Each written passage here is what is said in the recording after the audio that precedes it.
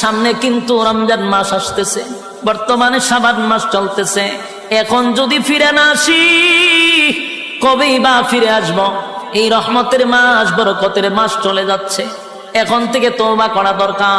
আল্লাহ আপনার হুকুম যা লঙ্ঘন করছি, তাম জিন্দেগির গুনার বোঝা মাথায় লইয়া নজুলে রহমতের সময় যদি চোখের পানি গুলো ছেড়ে দিয়া কান্দেন আর বলেন, মালিক জীবনের সব গুনার উপরে লজ্জিত, আল্লাহ এতদিন আপনার হুকুম পালন করি নাই, আল্লাহ শয়তানের ওয়াসওয়াসায় পড়ে করছি গো, আপনি মাফ করে দেন।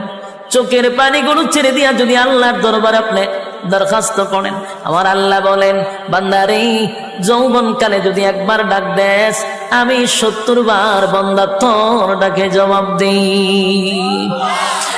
যুবক ভাইরা, ক্বালু লাম নাকু মিনাল